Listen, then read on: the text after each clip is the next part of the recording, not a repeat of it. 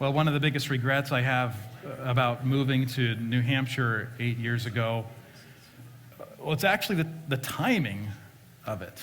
It's the timing. I got to admit that I'm a sucker for iconic landmarks.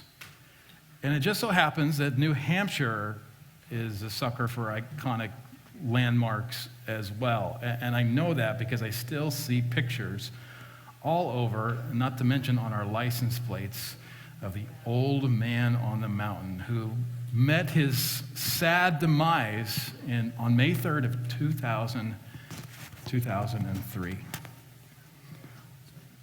Whenever we drive up to that Franconia Notch area, it's hard for me not to just kind of look and imagine where he might have been, to take a long look at his steely gaze. But unfortunately, he is not there anymore. The face of New Hampshire is gone, only to be remembered by pictures and memorialized by that license plate, which really leaves us with a sobering thought. Even a man made out of rocks won't last forever. Well, if you're joining us for the first time, you can see that we are in a sermon series called The Joy of Generous Living. And last week, Pastor Joshua from Grace Chapel kicked off our series with an invitation to see that the generosity can bring great joy to our experience in life. Today, I want to take that a step further. I also, before we go there, want to take a step back. Because chances are, if you're looking at a statement like this, maybe you haven't thought it, or maybe you have thought it. You at least probably felt it. And that's the simple idea that generosity is not always joyful. Generosity is not always joyful. It turns out that there's some good reasons for that. Last week I was at Home Depot and I was checking out and I experienced what has become this ubiquitous charity ask on the screen. Would you like to donate? Would you like to round up and donate the last 8 cents of your dollar to such and such a charity? And kind of like a robot, I hit no and checked out, and I didn't even take time to look at what charity it was, but it stuck with me as I was walking out the door. 8 cents. 8 cents. There was a time that we could buy something for 8 cents, almost. But pennies have become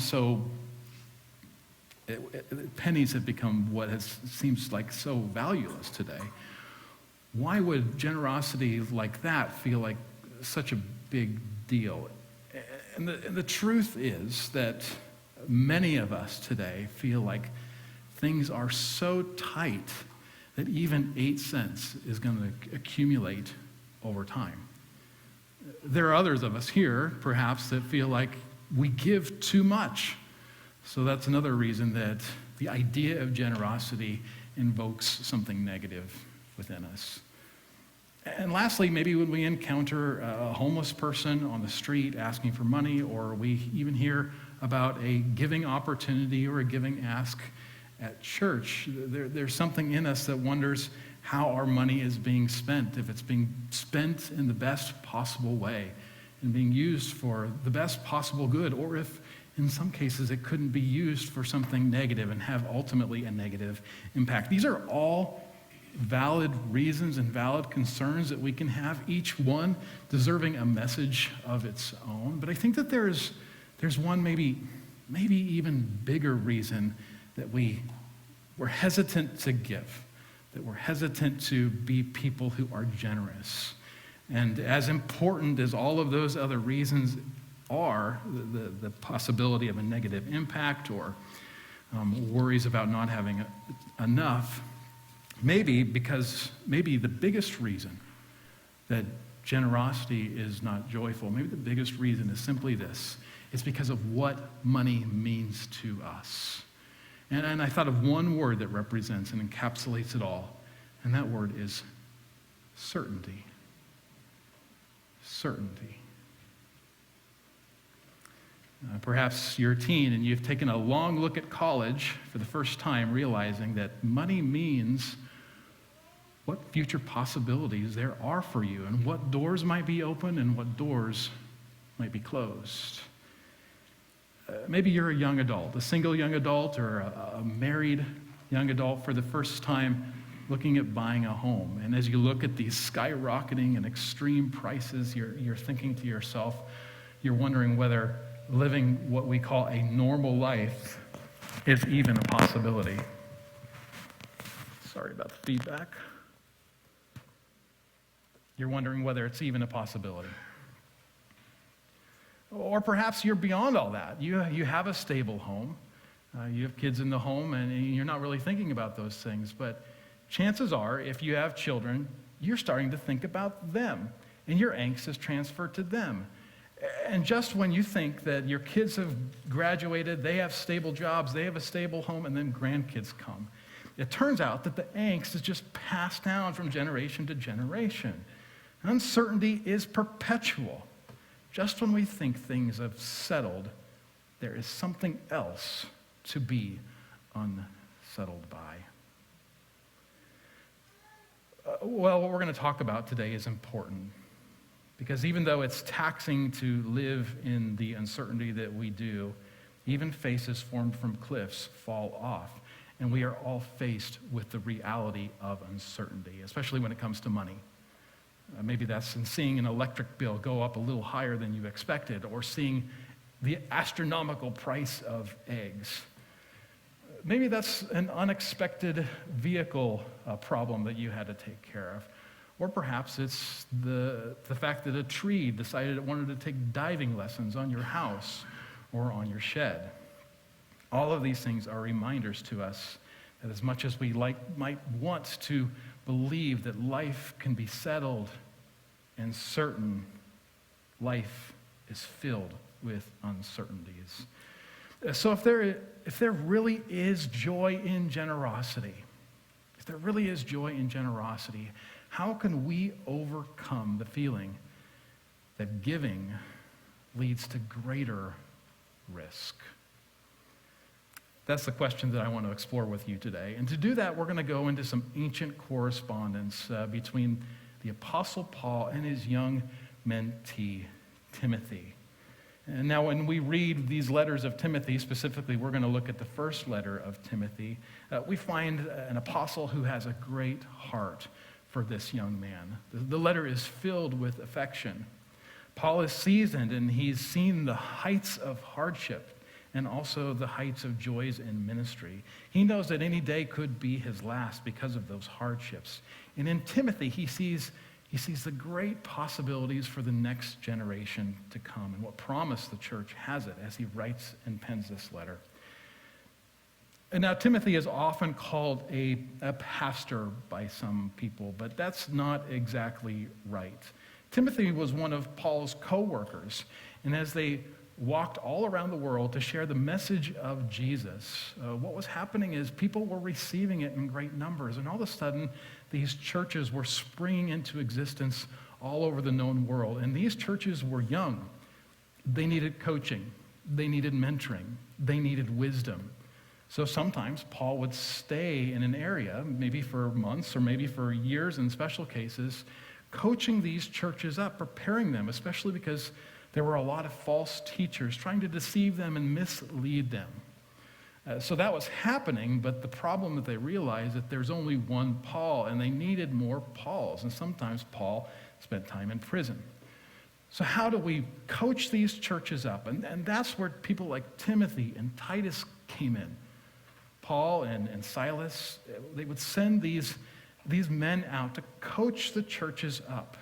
They would spend time with them to protect them, to teach them about the hard things. And this was important work. It was also not easy work. The letter covers some difficult, controversial subjects. And the last verses are no exception. Look at how Paul begins in some of the last verses of the letter. Command those who are rich in this present world not to be arrogant, nor to put their hope in wealth. Well, Paul is going to have more to say, and we'll get there, but let's settle here for just a minute. Did you notice how Paul calls out a specific group of people? Rich people in the present, people who are wealthy. Now, Paul doesn't share this to shame those who are wealthy or have money, but he does do it to offer a warning, to tell them not to be arrogant. Wait, can't poor people be prideful and arrogant too? Absolutely. Poverty also has a way of humbling some, depending upon others, depending upon the system, living under uncertainty. All these can erode confidence and deflate security and have a negative impact on a person's identity. It's hard to beg and to be proud. It's also easy to stand on a mountain of money and think that we have come to that money solely based upon our own hands. That's because the truth is, wealth often does come from hard work, and it often comes from really hard work, and it often comes from many wise decisions along the way. At the same time, it can also be true that hard work and wise decisions can be the product of where a person came from or their personal upbringing. So there can be a mix, and certainly people receive help along the way. Howard Schultz is often celebrated for taking Starbucks from a small company in the northwestern part of the United States and elevating it to the global company that it is today.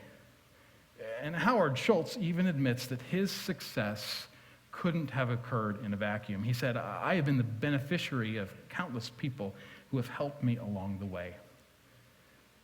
Growing up in a working-class family in Brooklyn, Schultz never would have attended college if it weren't for a football scholarship that he had. And later, if it hadn't been for an investor who took a chance on him and a close colleague who loaned him $100,000, his investment in his work in Starbucks never would have happened. Now, chances are there's probably not many Starbucks CEOs sitting here with us today. There's not many people who have that kind of status, but we don't have to be the boss of a Fortune 500 company to have our identity wrapped in what we do and the money that we create. And that's important to know, because if we don't have a grasp on Paul's first point, we're not really going to be able to understand and accept his second point, which is this: despite appearances, wealth brings little security with it. Look at what Paul says. Command those who are rich in this present world not to be arrogant, nor to put their hope in wealth, which is also uncertain.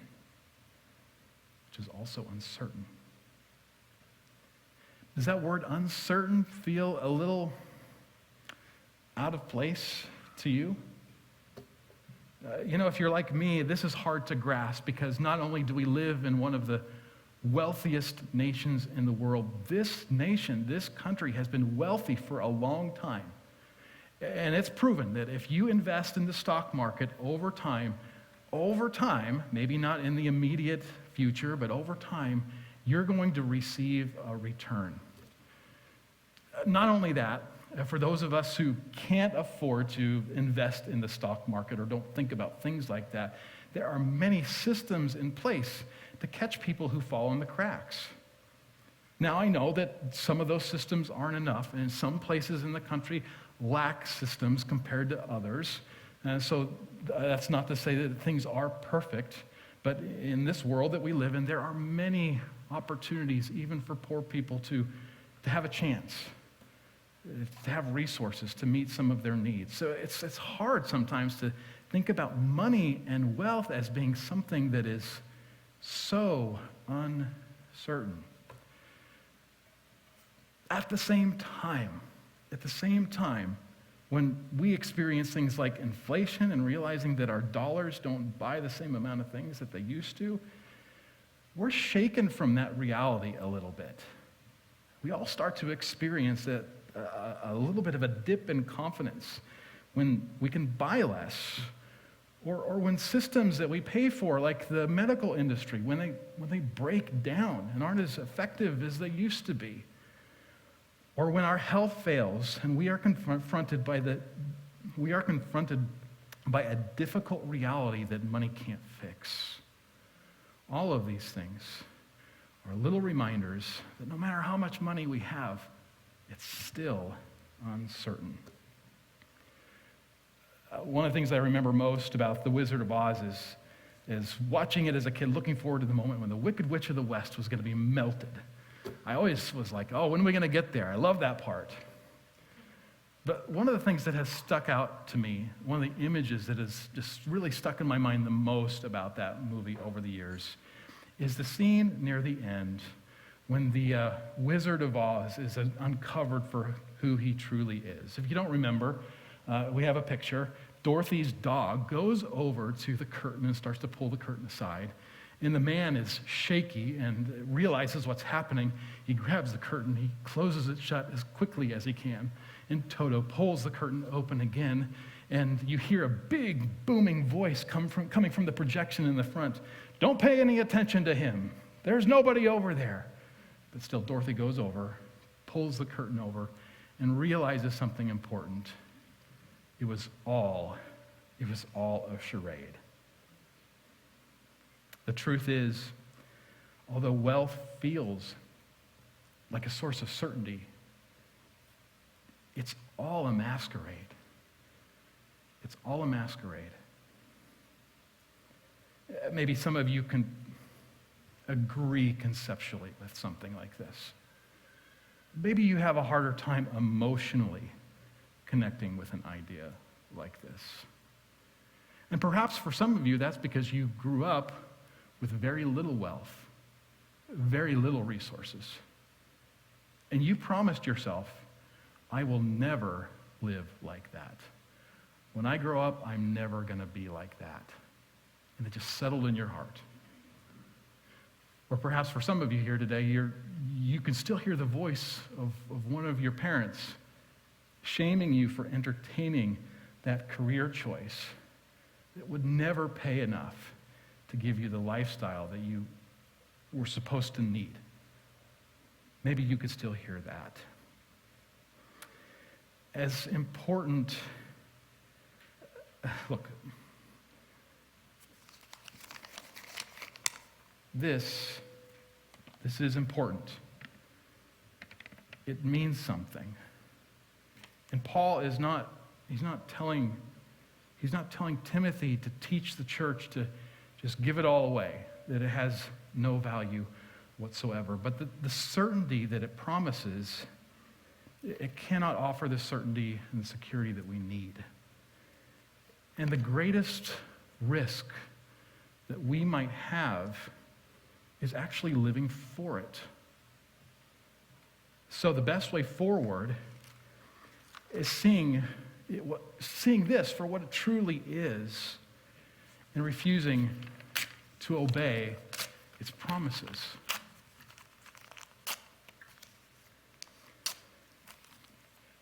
Friends, there is a better way,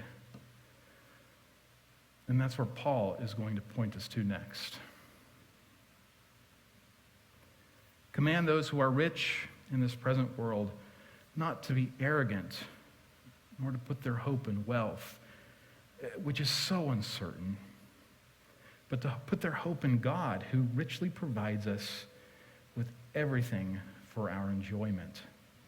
Command them to do good, to be rich in good deeds, and to be generous and willing to share.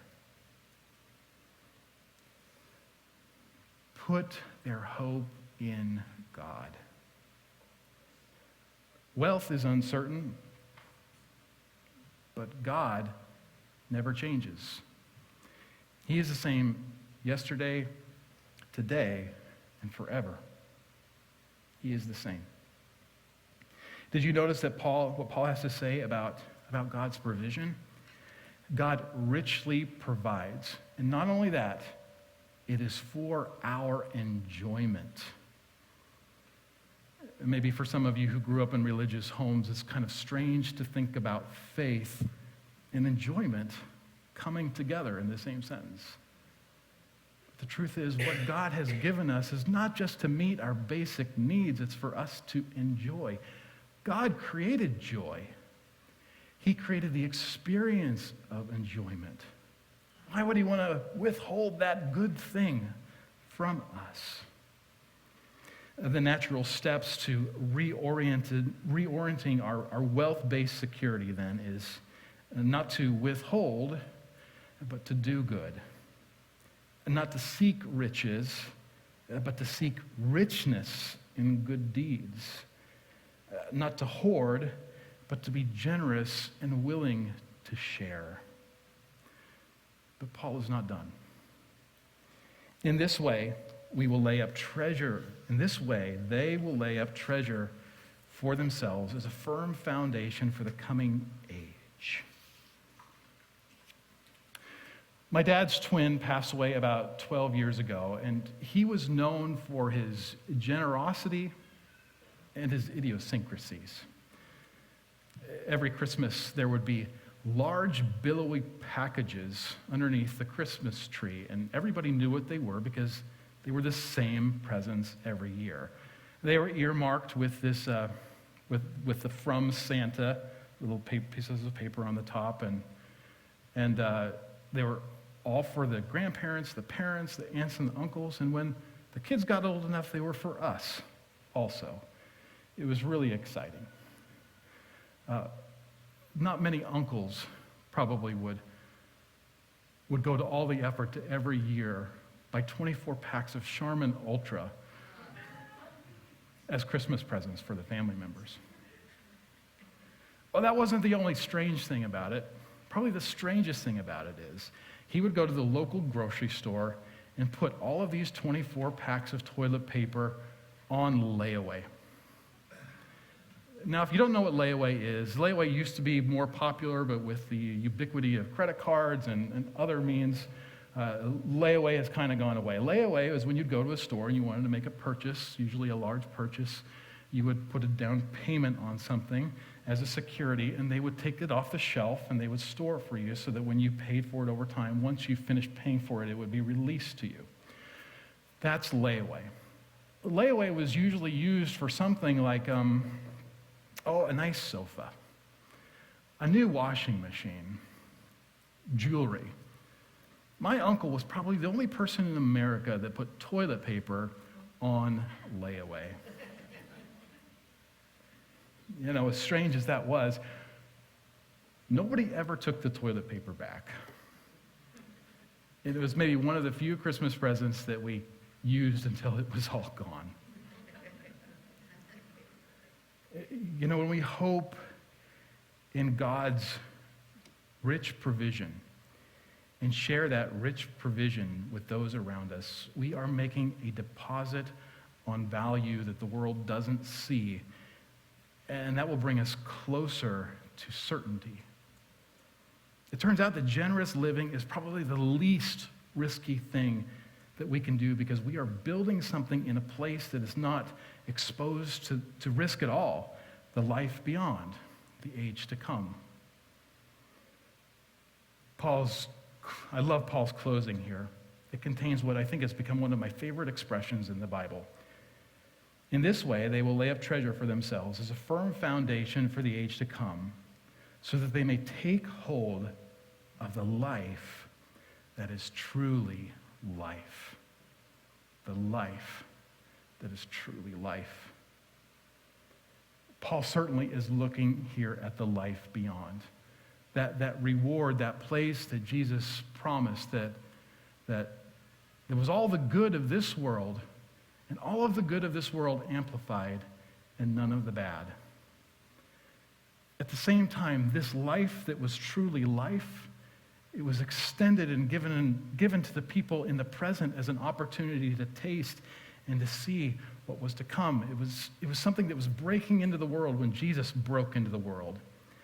The life that is truly life can be tasted in the life with Jesus.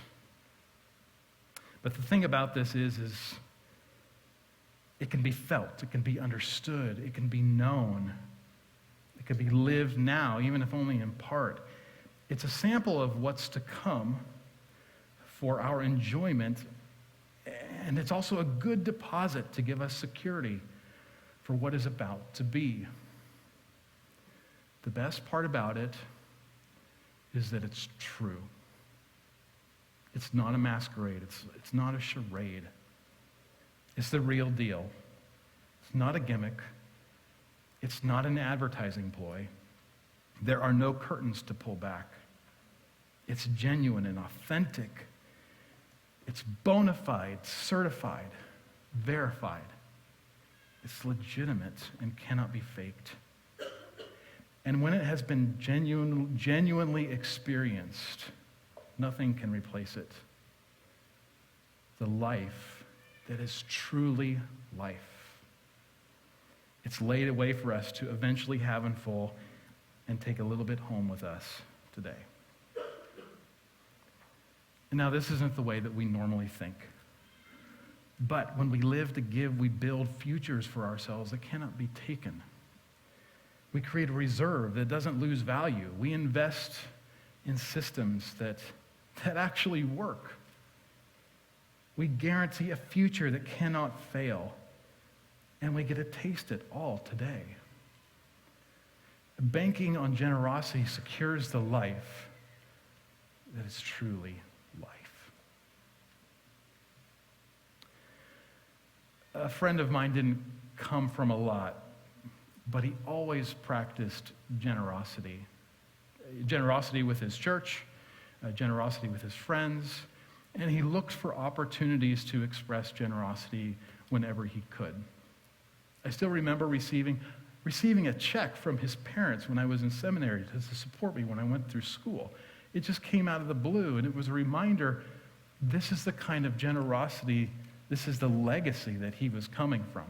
This is where his generosity came from, in his love of giving. Well, something changed, and my friend inherited quite a bit of money. And when I started to hear what he was doing with it, I had to pause. My heart had to take it all in because I was so touched and I was so surprised by it.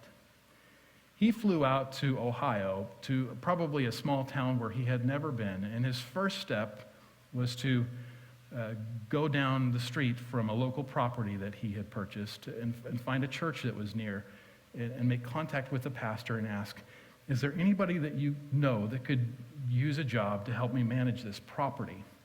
And the pastor didn't hesitate at all. He said, yes, there's a person in the congregation that is recovering from drug addiction. I think that they'll be great for managing your property. So he hired the person, and that was the first step. His second step was to hire some contractors to get the place up to par, to retrofit it, upgrade it, whatever. And then his third step was this. He reached out to some local agencies to partner with them so that he could provide low-income housing for women who were victims of abuse and needed a safe place to be. When I heard that, I just had to pause and soak it all in. The thing about my friend is he didn't wait for wealth, or he didn't wait for resources to be generous. This was the life that he was practicing all along. And then when the opportunity came, he knew exactly what to do with it. What about you? What's this generous life, this life that is truly life?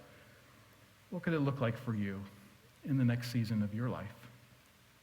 Chances are there's a lot of you out there who looks at that 8 cents when it comes across the screen Not saying that's something that you need to do, but you see that 8 cents and you think of your own budget and how tight it is and all of the things that you're invested in, and that feels a little bit hard.